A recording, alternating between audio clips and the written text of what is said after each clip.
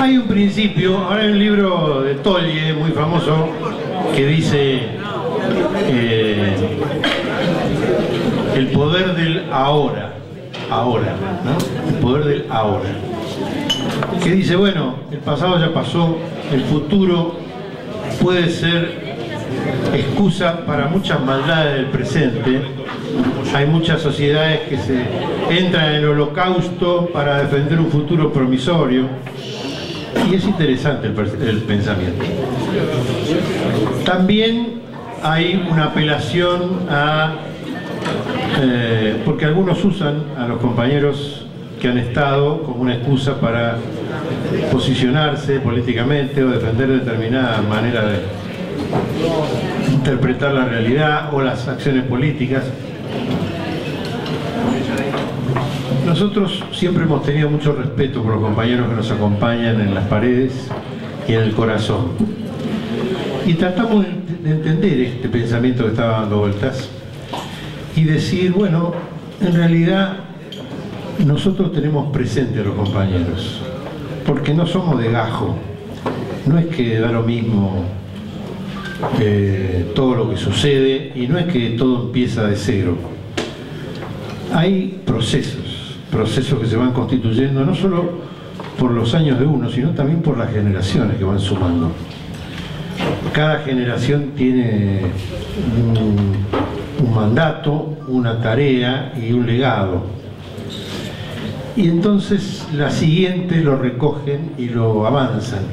Me acuerdo que Solano López nos decía, yo debo agradecerle a la generación de ustedes haber pasado el Eternauta a la siguiente generación.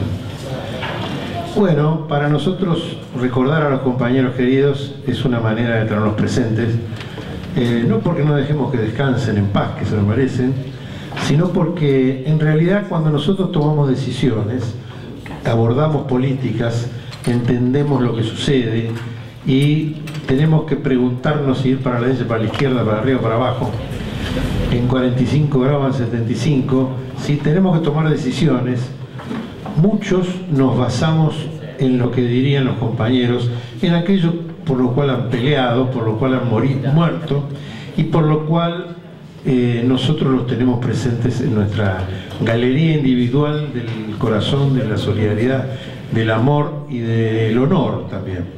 Hay una cuestión de nobleza también en la forma de vivir. Y esa nobleza tiene que ver con los rangos que se toman como decisiones frente a las acciones del presente y del futuro. A veces no importan los riesgos o los costos, sino porque se hace lo que se debe hacer. Bueno,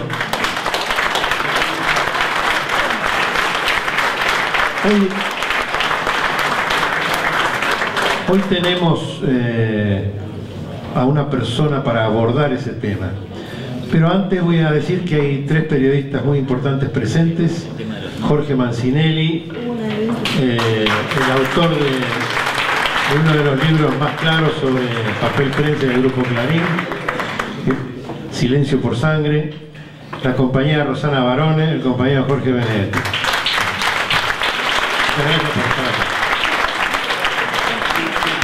Y también tenemos el honor de tener presente a una gran compañera, esposa de uno de los más grandes compañeros del mundo gremial que nos ha dado el Movimiento Nacional y Popular, Germán Abdala, Marcela Bordenave.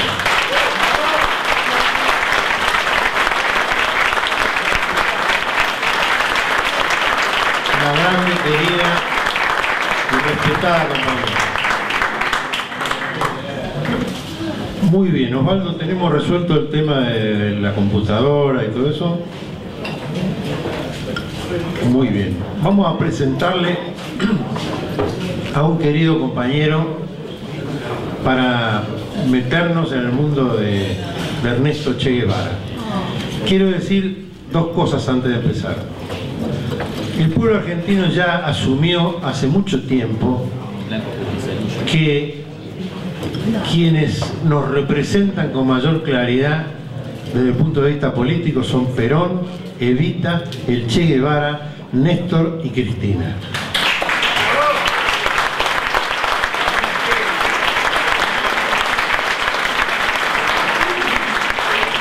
Creo que está muy claro eso ya en las elecciones que han tenido los distintos compañeros con sus banderas, sus trapos.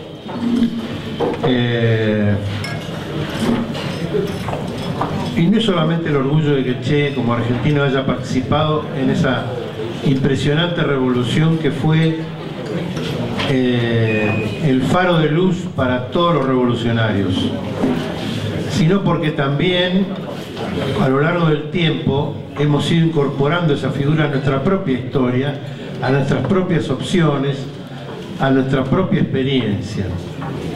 Cuando nosotros decimos que Cacho El Cadri fue el Che Guevara en Argentina, ya lo estamos trayendo de nuevo a Ernesto Guevara. Y cuando hacemos un éxito de la película donde se cuenta la historia del viaje en motocicleta, estamos incorporándolo también.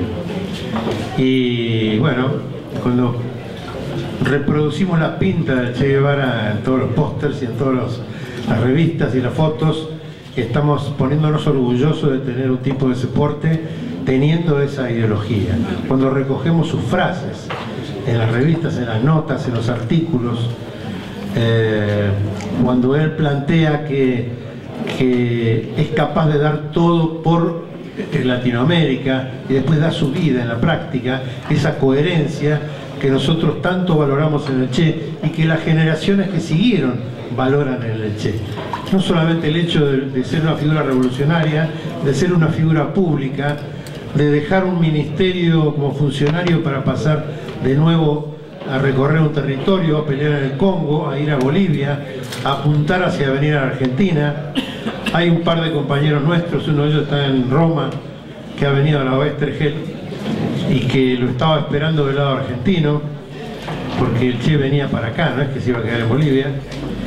Y el peronismo, según algunas versiones, estaba dispuesto a apoyarlo. Por lo menos según Luco, el embajador que tuvo Perón en Cuba. Pero bueno, lo cierto es que el pueblo argentino hace rato que lo ha incorporado, no solamente Maradona en su brazo, sino también miles y miles y miles de compañeros que lo llevan en las banderas futbolísticas, que lo llevan en sus tatuajes, que lo llevan en su corazón. Por eso hoy vamos a estar en familia con el Che, vamos a meternos en la vida de la persona Che, del hombre de familia Che, del querido compañero, a través de la presencia de su hermano menor, el cual vimos alguna foto en la invitación, pero ahora lo vamos a ver en vivo. A Carlino, nuestro querido poeta, ciudadano ilustre de la ciudad de Buenos Aires, que por ahí cae en cualquier momento, le llama Martín, porque en sus épocas de librero, Carlino lo conocía como Martín, y parte de su familia también. Pero nosotros lo vamos a presentar como Juan Martín Guevara, el hermano menor del Che.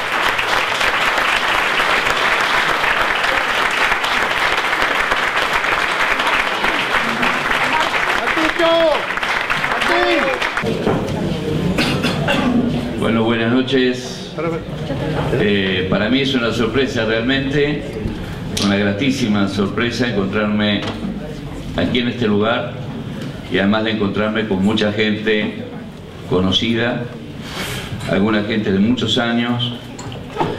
Me están hablando de la librería, me están hablando de cosas que son pero muchos años para atrás.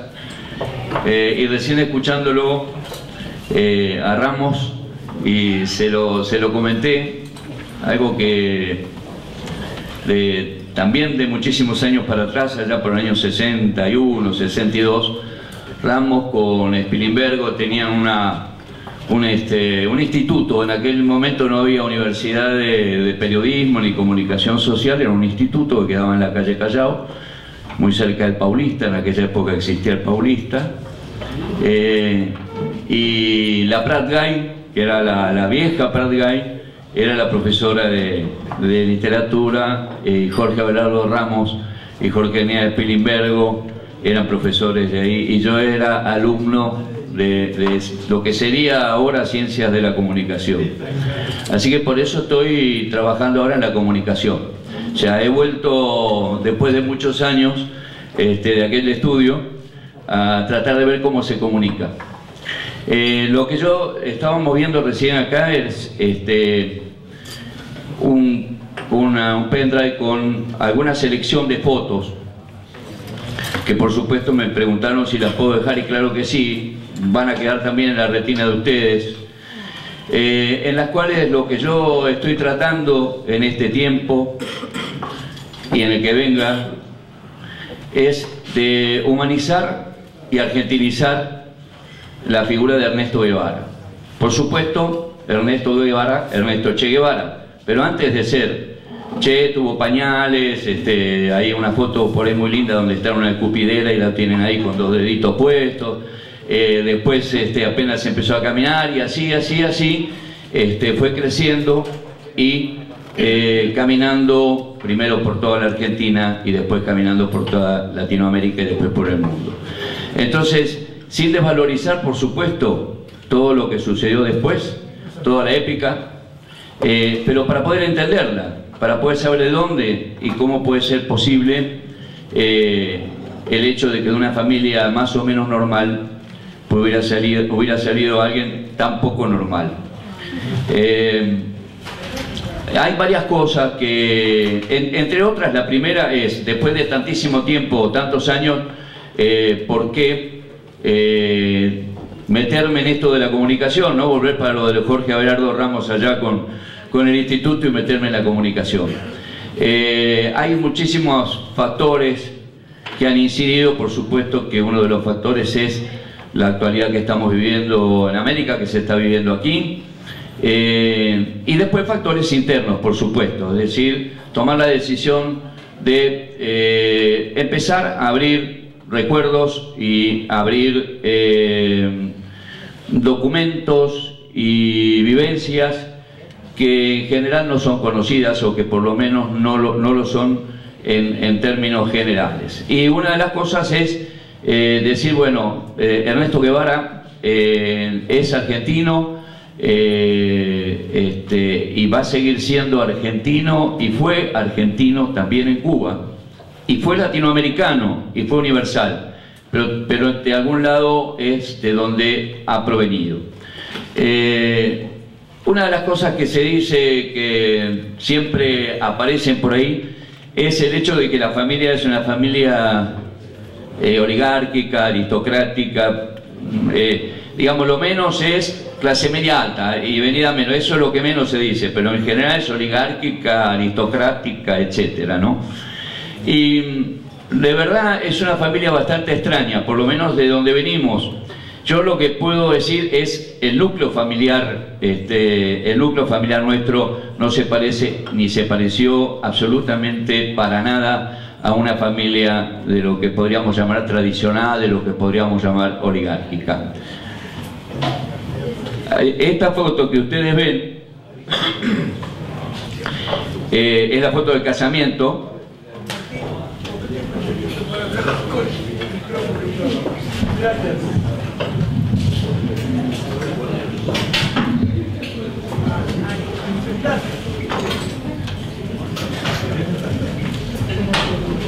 ¿Se ve ahí? Bueno, este debe haber sido por allá por el 27. Entonces se casan en la casa de una hermana, de una hermana de mi vieja, porque parece ser que el viejo era medio resistido por la familia de mi vieja, entonces no todos los hermanos de ella estaban de acuerdo y al final se casan en la casa de un hermano. Después de esto, de que ustedes lo ven, que son dos porteños vestiditos así perfectos, van a parar a Caraguatay, que es un puerto que le dicen puerto porque en realidad no tiene muelle, pero se llama Puerto Caraguatay, que es en el medio de la selva misionera, en donde acá tienen, esta es la casa donde fueron a vivir. Si ustedes vieran, esta casa ahora se ve así, cuando ustedes ven el verdor, cuando ven el follaje, ven la selva, el río, ¿qué fueron a hacer estos dos que están vestidos así a meterse ahí al medio de la selva misionera? No hay una explicación muy clara, más que estaban medio... porque no hay otra. Entonces sí que era un yerbatal, que había una familia chahue que le habían metido en la cabeza al viejo que era un muy buen negocio, y uno de esos buenos negocios que hizo el viejo es, por ejemplo, pagarle en efectivo a los que trabajaban, y entonces rápidamente se generó una bronca con todos los yerbateros de la zona. Esta es la primera foto que existe de Ernesto. Esta foto la tomaron en el Parque Independencia de Rosario. El nacimiento de Ernesto en realidad es de casualidad en Rosario. Muchas veces los rosarinos discuten, sobre todo discuten si es de Rosario Central o de Ñuble, ¿no? Esa es la discusión. Y al final yo tuve que decir la verdad que era de Rosario Central, porque ya no podía resistir el embate. En el Parque Independencia han reconstruido el Banco Blanco ese, y han hecho una gigantografía con esta foto. Entonces ahí está como este es el banco en donde se sacó la primera foto de Che. En Rosario pasa que, como fue de paso el asunto, era el departamento de un amigo del viejo, de un pariente, en donde se quedaron unos días. Entonces no se sabe ni siquiera bien cuál es el departamento. Hay alguien que dijo es bueno, ese, listo, ese es el departamento. Pero además no sirve de museo. Entonces hay un cartel enorme de Manfred, y después un cartel más chiquito que dice aquí nació el Che Guevara, y no se puede subir, no se puede entrar. Entonces en Rosario hay en realidad varios lugares. Hay otra gigantografía. Esta otra gigantografía está el monumento que hizo Sarneri con las llaves, que queda en la calle 27 de febrero, este museo, y ahora último se hizo un centro que se llama Centro de Estudio Latinoamericano Che Guevara, CELCHE, donde en realidad es una parte que tiene que ver con el estudio del pensamiento guevarista, guevariano, como le quieran llamar, pero en general del pensamiento latinoamericano. Lo que le quiero decir respecto de esto también de CELCHE es que una de las razones por las que yo he estado o estoy en este momento con ustedes, y he estado en otros lugares y seguiré estando tratando de comentar, contar, trasladar, humanizar, etcétera, es que ya hace 3 años se inició un programa, le llaman producto en turismo, pero en realidad es un programa que se llama Los Caminos de Che, que incluye los 3 museos que existieron en un principio, y ahora se agregó el CELCHE en Rosario, que son el de Puerto Caraguatay, que se llama Hogar Misionero Che Guevara, ¿no? Así, Hogar Misionero Che Guevara. El de Altagracia, que es el que se hizo más famoso además porque estuvo Fidel y estuvo Chávez, estuvieron allí.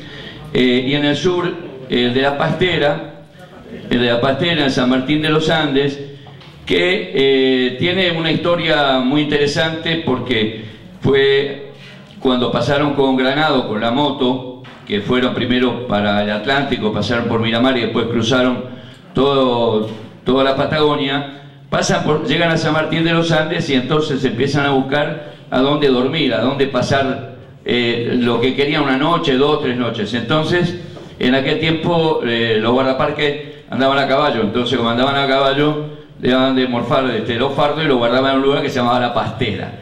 Entonces le dieron alojamiento en La Pastera. Entonces los guardaparques, que eran de ATE, o que después fueron de ATE, no sé cómo es la cosa, pero ahora son de ATE, entonces empezaron a insistir que no tocaran, incluso hasta tuvieron broncas con la Sogaray, con el tema ese, hasta que al final lograron que se dejara ese lugar ya para un museo.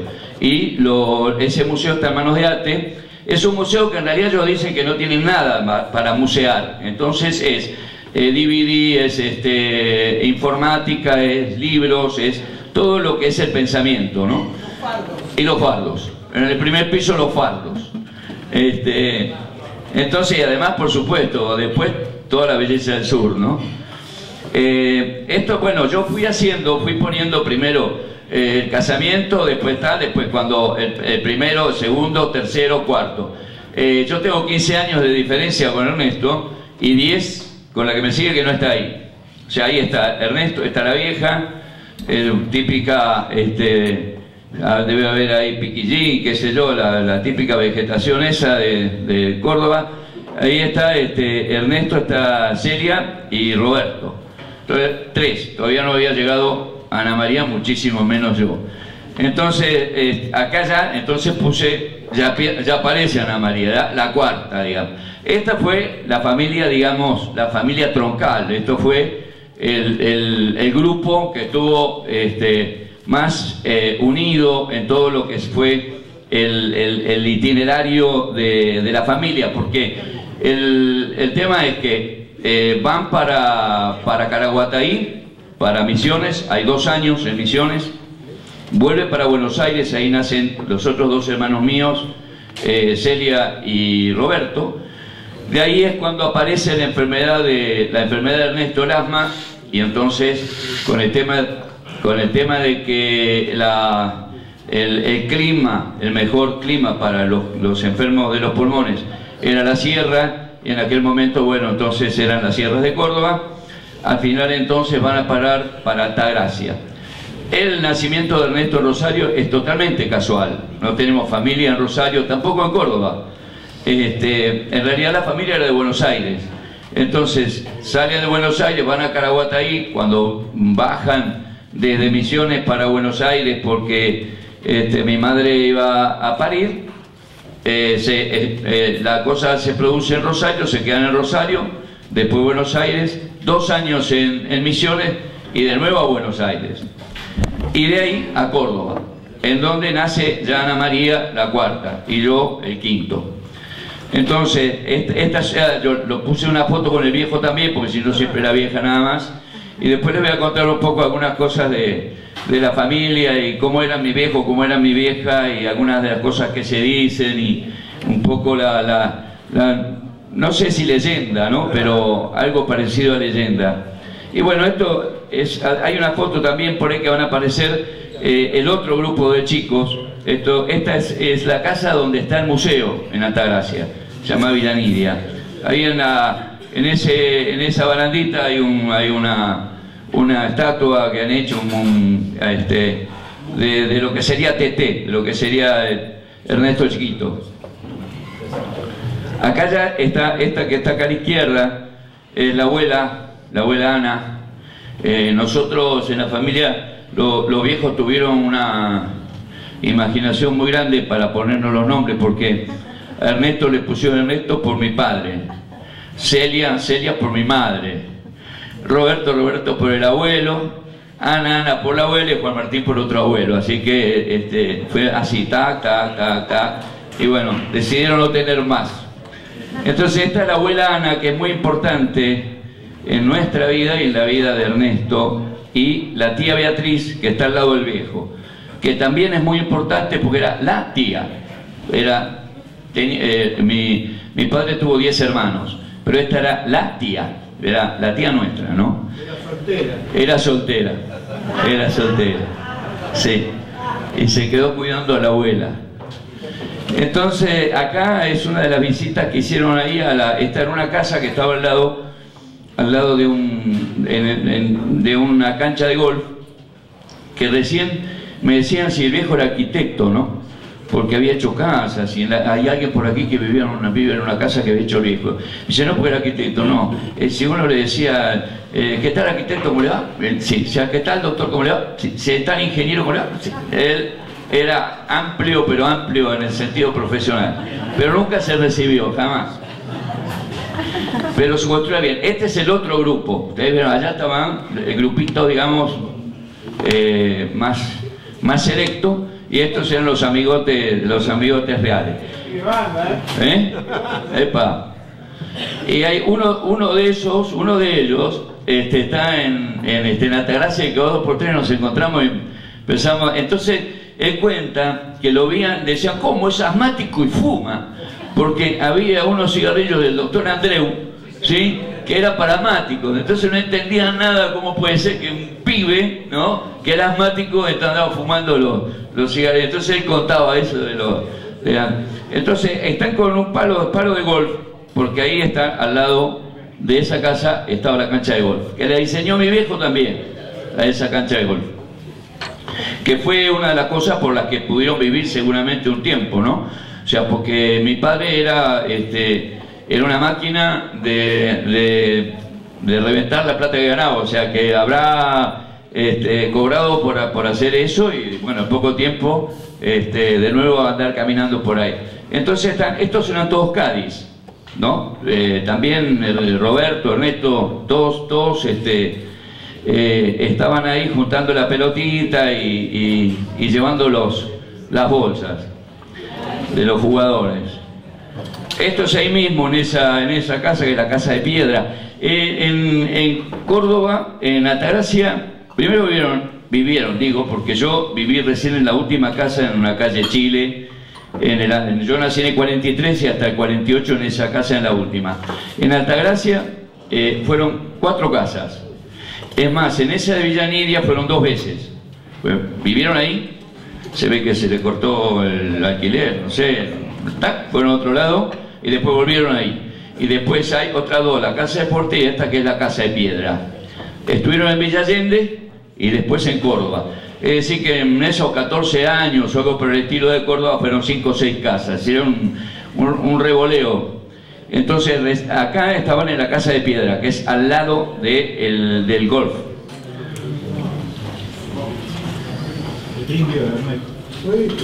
El indio es Ernesto. Y Ana María, como ustedes verán en casi toda la foto, está con cara de tranca, en todas las fotos. Yo no sé, sí.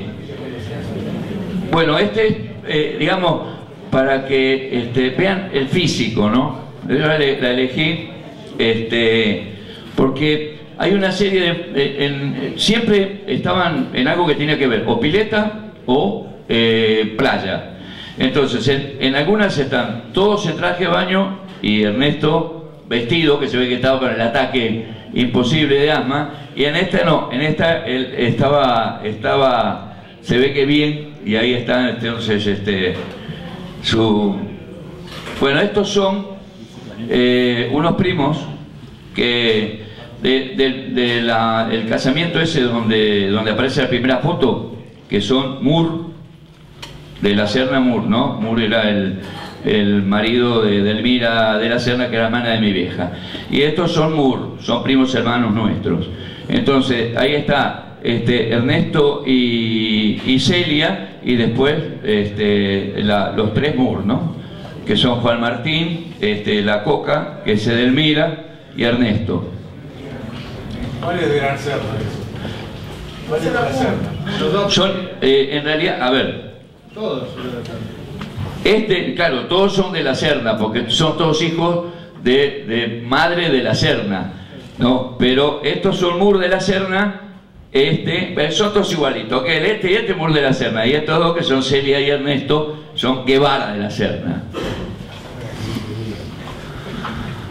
Bueno, este es el colegio de Anfunes. Me preguntaban hoy si había estudiado medicina en Córdoba. No, terminó el colegio secundario en el de Anfunes. Estos son los compañeros. La otra vez me encontré con uno, le pregunté si conocía, si vivían, porque bueno, nosotros a partir de lo que son los caminos de Che, que lo último que hicimos como los caminos de Che fue ir a una feria internacional de turismo en Cuba, representando a los caminos de Che. Ya decidimos ir un poco más arriba que turismo, en el sentido de poder digamos, no estar atados exclusivamente a determinados lugares geográficos en el sentido museológico, sino poder extender un poco más. Entonces estamos ya culminando la inscripción de una asociación que se llama Por las Huellas de Che. Entonces nos interesa mucho, y nos interesaba mucho datos biográficos, gente que de cada uno de los lugares que los haya conocido o que haya conocido la familia, porque va completando, va haciendo y armando digamos, va haciendo que uno entienda mucho más cómo y de dónde surgió Ernesto y surgió la familia. Bueno, ahí le decían el pelado. Ustedes saben que tenía un montón de ahí el que está acá, tenía un montón de seudónimos, no seudónimos, de apelativos, de sobrenombres. El de Teté era el primero, ¿sí? Que en una oportunidad él, cuando nos quiere decir desde Cuba que está vivo, nos manda una escalita en la que dice algo así, más o menos: tenía 7, gasté 2, me quedan 5, Teté, ¿no? Quería decir que lo habían herido, pero que estaba bien, que estaba vivo. Y esa esquelita la trae Nicolás Guillén, o sea, que en aquella época yo no tenía ni idea, ¿no? Nicolás Guillén, yo no sabía ni quién era, y traía aquella esquelita, bueno. En los años 55, 56, Guillén, ¿no? Bueno, él habrá llegado ahí en el 57 para 58, porque ellos el desembarco lo hicieron en diciembre del 56, o los primeros días del 57. Estos son también de la Serna, pero de la Serna Córdoba, que son Córdoba y Turburu. Tienen esta familia, es muy importante también para nosotros junto con los Moore, aunque no tenía mucho que ver en el sentido de cuáles eran sus posiciones o sus intereses en el mundo, en lo que estuviera pasando. Córdoba y Turburu era un escritor y periodista, pero además de eso un militante, y él estuvo en España en las brigadas internacionales peleando por la República.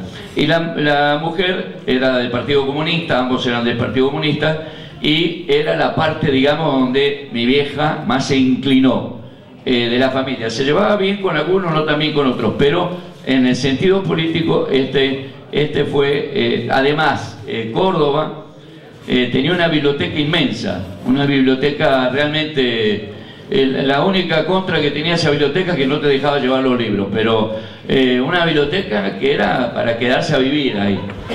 Y entonces estos son primos. Ahí están, Córdoba, la que está para acá es Carmen, la tía Celia.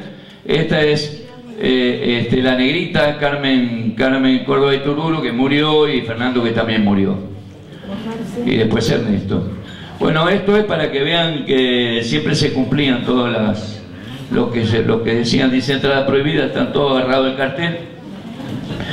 Y ahí hay algún amigo, además de Roberto, ahí debe ser Calica Ferrer, y Celia, Roberto y Ernesto. Esto ya mucho más adelante, ya deben estar como 20 y pico de años ahí. Bueno, ya es para la familia completa, digamos, los 7, ¿no? Ahí estamos todos en Mar del Plata. Y el que está con mi viejo es el que suscribe. Y después está Ernesto, está la vieja, está Ana María, Roberto y Celia, que ya era grandecita. Bueno, esta es la casa donde más tiempo vivimos en Buenos Aires. Ernesto se fue en el año 53 y nosotros estuvimos ahí hasta el año 60 y 58, por ahí una cosa por el estilo, 59,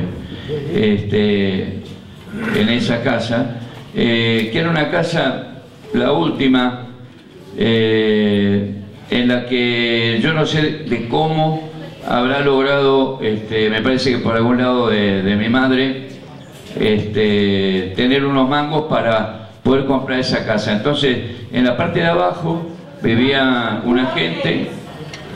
¿Dónde es?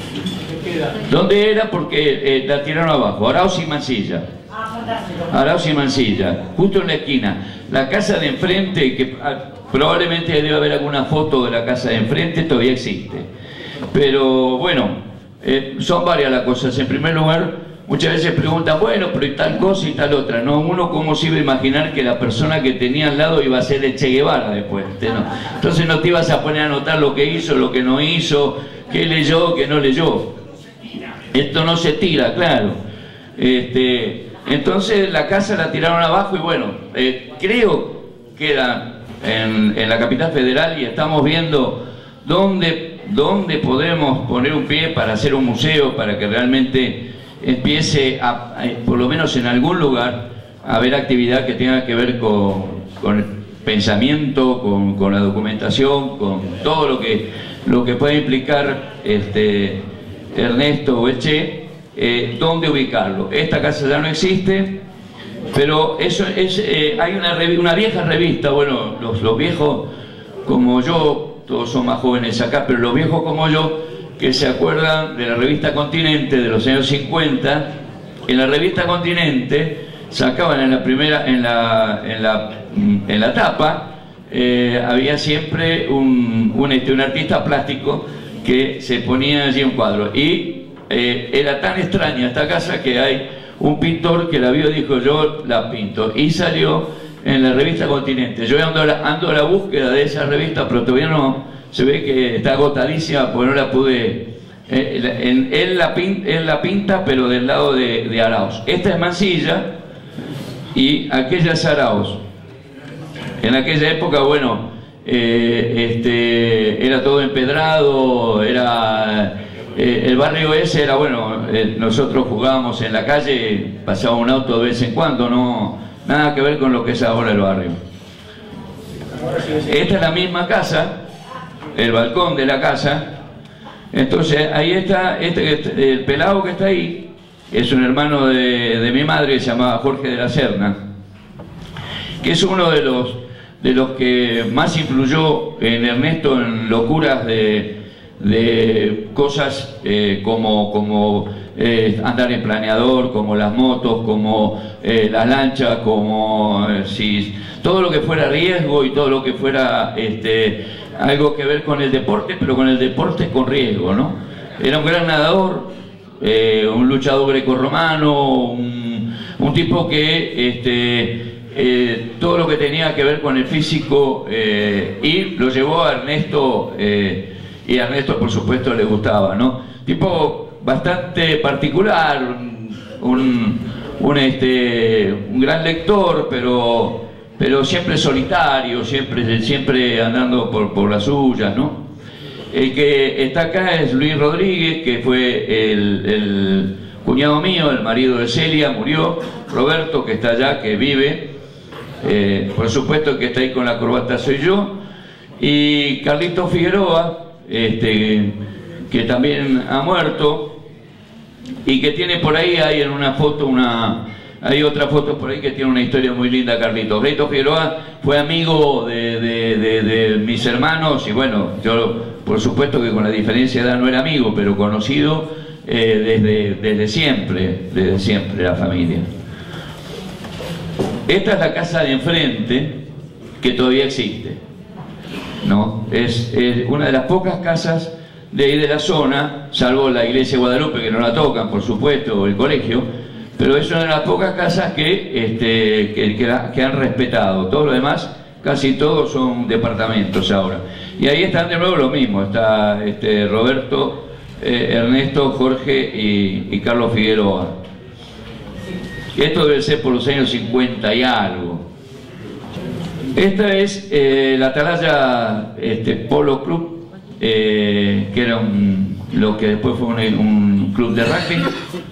Me imagino que se llamaría Polo Club porque jugarían al polo, pero y entonces, entre otros deportes, mi viejo era el hincha fanático del rugby.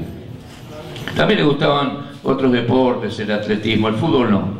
El fútbol fue una incorporación nuestra, pero lo del rugby, recién estábamos hablando de dónde jugaba, o dónde mi viejo fue fundador del SIC y estaba en el CASI, y de ahí cuando se abre fue fundador del SIC.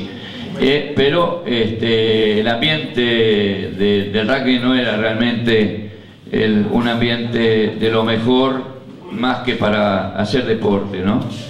Entonces un amigo me decía, que uno de los que me dio la foto, ¿no?, que está ahí en la foto, dice, bueno, mira, Ernesto no era el mejor jugador de rugby, pero fíjate quién tiene la pelota. Entonces,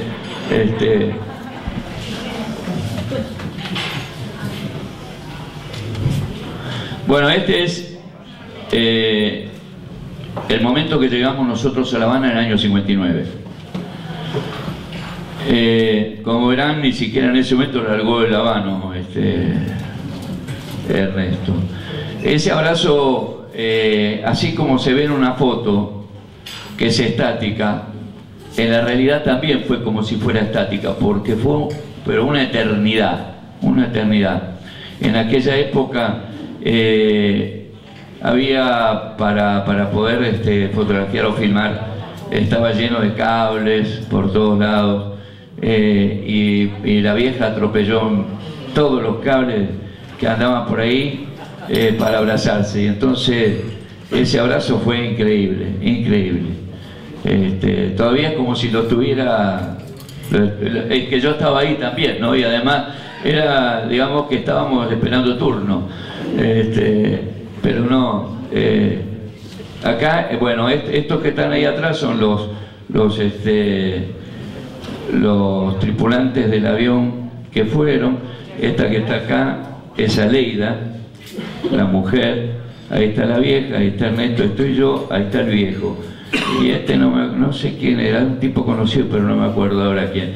Y ahí cuando triunfa la revolución, nosotros llegamos el 8 de enero, creo, de la revolución, y Fidel había entrado el 6, y Ernesto el 2 de enero, y Batista se había ido el 31 de la noche, una cosa así. Es decir, era una cosa, yo creo que para todos nosotros, una cosa absolutamente, qué sé yo, no sé si psicodélica, si increíble, pero para los mismos cubanos era algo increíble, era una efervescencia, una ebullición. Y entonces había muchos exiliados. Ustedes saben que Batista fue una de las dictaduras más sangrientas de aquella época en Centroamérica, era una isla que tenía 6 millones de habitantes, y bueno, hizo 20.000 muertos en los años que él estuvo como represor, presidente represor. Entonces hubo muchos exiliados, y había exiliados desde la Argentina hasta Centroamérica. Entonces se fueron juntando en distintos lugares, y hubo un avión especial para llevar a los exiliados. Entonces Camilo Cienfuegos, que era digamos, el tipo más amigo dentro de lo que eran el ejército rebelde y los dirigentes cubanos, el más amigo de Ernesto, nos hizo de manera que nos metieran en el avión sin decirle nada a él, para que no fuera a decir que no, para una sorpresa, pero también para que no fuera a decir que no. Y entonces cuando estábamos llegando al aeropuerto le dijo, che, ahí está tu familia en el aeropuerto. Entonces vino a ver. Martín, la foto anterior del abrazo es la foto de la tapa del libro de mi amigo el Che, de rojo, que había hecho Jorge Álvarez, y que fue uno de los primeros libros que salió después de la muerte del Che.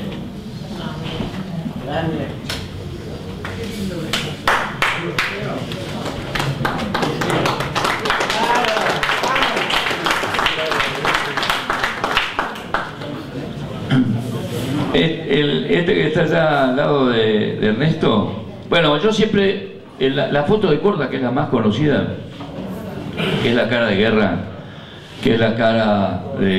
y de lo que fue la voladura de la Cubre, ¿no? La voladura del barco, donde murieron una enorme cantidad de obreros que estaban descargando el barco. Esa foto la toma Corda en esa situación, una situación en la que estaba toda la dirigencia, pero con toda la bronca adentro.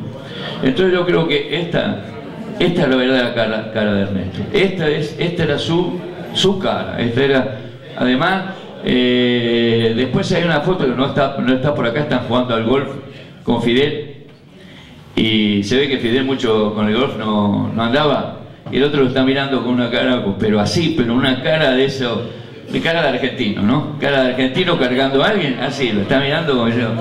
Bueno, y ahí está, no sé, se están riendo de alguna bestialidad que alguien había dicho. Y este que está al costadito, anteojos, se llamaba Julio César, murió Julio César Castro. Fue el que hizo, el que fogoneó para armar una revista que se llamó Tacle, que fue, no la primera, pero sí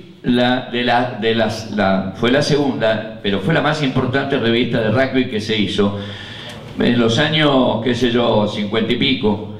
Entonces, él era el secretario de redacción, Julio César, y entonces lo puso Ernesto a escribir. Y entonces Ernesto cargó con otro apodo más, que fue, él firmaba Chac Cho, ¿no? Como si fuera chino, pero en realidad pues le decían Chancho, y le decían Chancho por la pulcritud, por lo prolijo que era, y porque siempre andaba de lo mejor. Entonces todos los amigos le decían Chancho, y él asumió Chancho, y firmaba. Tiene 3 o 4, estamos tratando de buscarlas todas. Hay una persona, salieron 11, hay una persona que tiene, que la conseguimos ubicar, y que tiene las 11 revistas. Bueno, acá está la tía. Esta tía es increíble porque una vuelta estábamos con ella, vivía Ernesto, ¿no? Y estábamos en Buenos Aires, y había juntado, tenía una especie de meloteca en la casa, había juntado, tenía todo lo que había aparecido por todos lados que tuviera algo que ver con Ernesto. Y entonces un día dice, porque claro, en todos los diarios aparecía el guerrillero, el médico comunista, el que estaba comunista, y entonces un día dice Beatriz, dice, yo no sé por qué dicen que es comunista, pues es tan bueno. Y era grandiosa la vieja, pero lo adoraba, se adoraban. Hay una cosa firmada por él que es Ernestito, y hace así, todos unos rulitos, y esa firma de Ernestito es una carta que le escribe, de las primeras cartas, ella aprendió a escribir, y a Beatriz. Beatriz era su ídolo. Y Figueroa, esta gorra, ahí, la boina que tiene en la mano, él se la pidió, ¿me prestás la boina? Y esa boina todavía está por acá en la Argentina, la tiene uno de los Figueroa, no se la devolvió. Julio César, Roberto, Ernesto el viejo, eso soy yo, Ana María, y que está de espaldas es un Chávez. Esto es en Punta del Este, en el año 61, cuando la Alianza para el Progreso.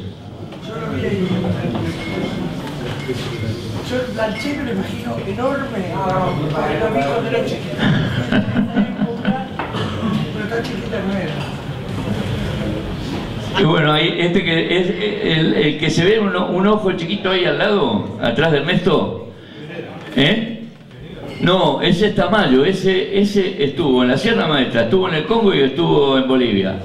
Ese es y vive, es un histórico Tamayito. Y bueno, la vieja, y ahí estábamos en una casa que yo no sé de quién era, y ahí en una filmación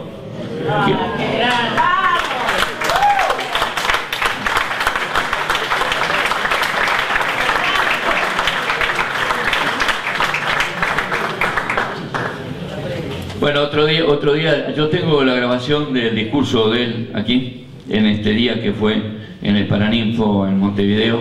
Esto ya no es en Punta del Este, es en Uruguay, pero es en Montevideo.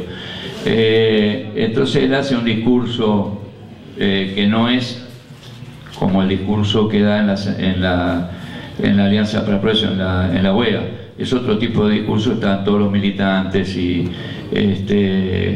todos los estudiantes. Y bueno, ahí está con Salvador Allende. Hay otra foto que está con Aedo.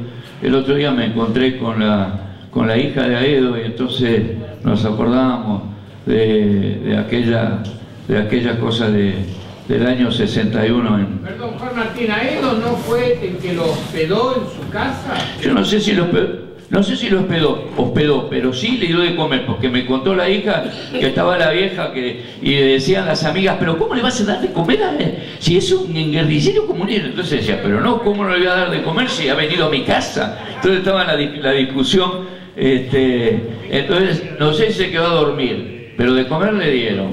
Y hay una foto que está tomando mate, están los dos juntos sentados tomando mate. Sí. Mate sin par. Sí, de eso que toman, de esa cosa. Sí.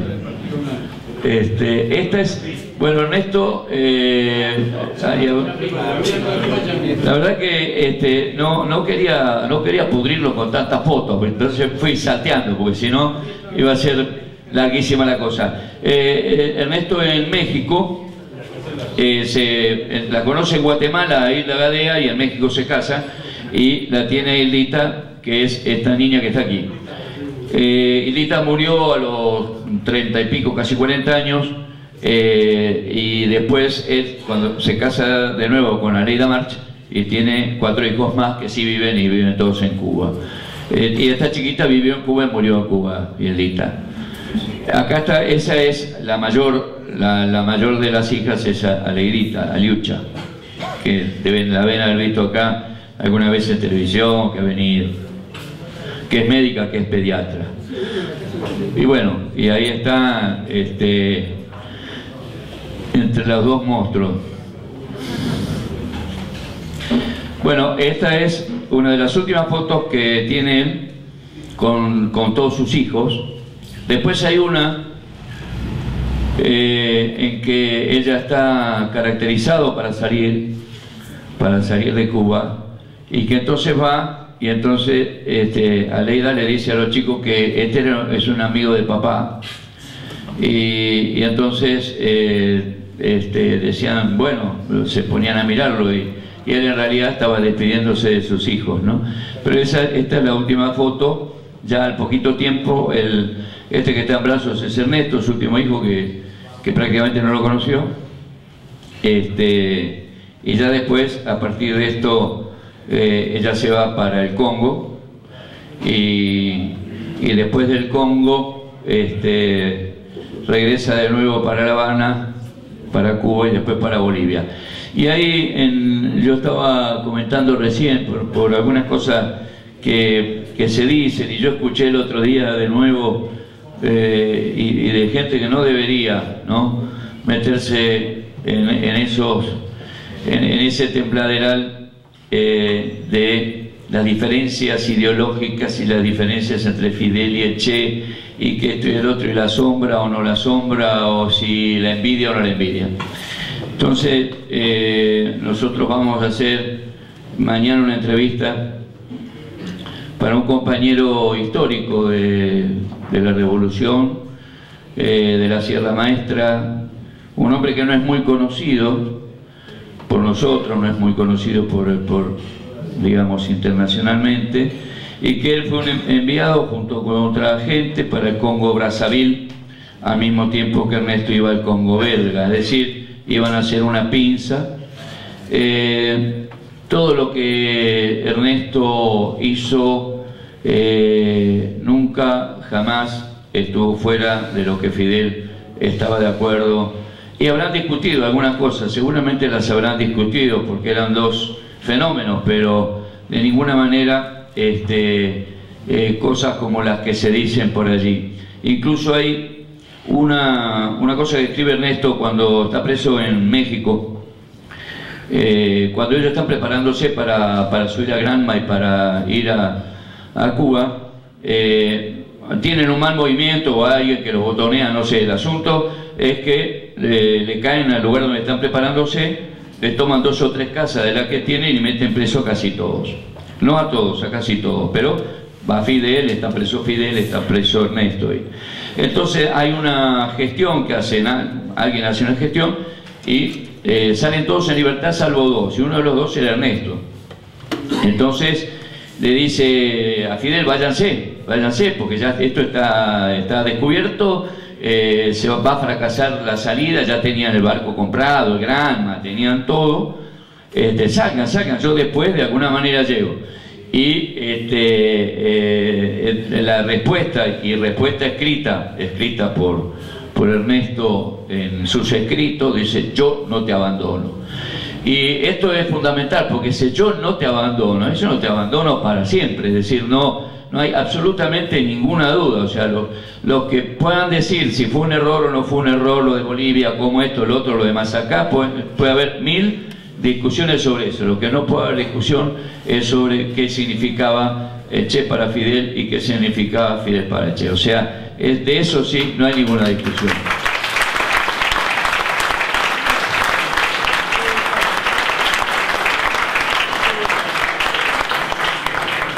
Bueno, yo no quería meterme en todo el tema Cuba, porque realmente me parecía mucho mejor contar cosas que están cerca. Les voy a contar algunas cosas que tienen que ver con el entorno familiar y que tienen que ver con mi viejo y mi vieja, porque se ha escrito mucho y casi siempre se dice, bueno, que casi como que Ernesto es el calco de la personalidad de mi vieja, ¿no? O sea, como calcadito. Y en realidad no es así. En realidad no es así. Por supuesto, uno puede decir, claro, ¿cómo va a ser así? Si es padre y madre no puede ser así. No, es que mi viejo era un tipo de una inteligencia fuera de lo común, totalmente. Un tipo muy inconstante, muy inconstante. Él, yo, como lo decía hoy, ¿no?, que él construyó casas pero no era arquitecto, desarrolló canchas de golf pero no era cosa, fue un gran pintor, un gran dibujante, un poeta que nunca se sabe si escribió o no escribió y dónde escribió, pero siempre vivía con la poesía. Y tan es así que cuando en Bolivia se toman la mochila de Ernesto, en esa mochila hay un cuaderno en el cual él ha copiado de memoria muchas de las poesías, que eran las poesías que se recitaban en casa y que él las recitaba. Entonces, realmente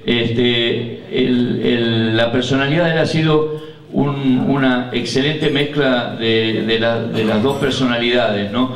La de mi viejo, la de un tipo que siempre estaba pensando en otras cosas, en las cosas medio imposibles, en ir y darle, aunque no se hiciera y no se llegara, pero era ir para allá, ir.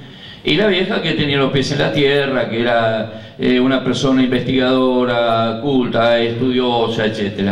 Y yo le comentaba por ahí, por esa locura, ¿no? Ayer estaba conversando y uno se va acordando de cosas y entonces las dice, ¿no? Y por ahí se da cuenta de que eso que está diciendo es algo que realmente es importante. Yo decía, todos nosotros, incluido yo, que fui quien siempre conseguí zafar un poco de la cosa, estudio y demás que tenía mi vieja, todos teníamos que ir al colegio sabiendo leer y escribir. No había forma, eso era así, y después era arriba de uno.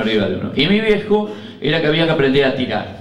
O sea, apenas uno tenía más o menos, era poner ahí al campo, empezar los tiros con las latitas, con lo que fuera, ¿no? Esa era las dos cosas. Yo decía, en mi casa la vieja era leer y escribir y el viejo tirar tiro y lo que fuera, ir, viajar, andar. El viejo era así.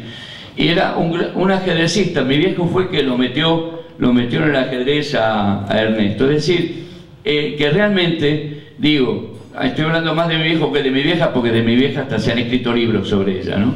Y mi viejo en realidad escribió libros que medio era como sobre él, ¿no? O sea, mi hijo Che, medio como un poco sobre el Che y un poco sobre yo soy el papá. Pero bueno, no ha habido mucho escrito sobre el viejo, ¿no? Pero realmente un tipo fuera completamente de lo normal. La familia era una familia no muy normal.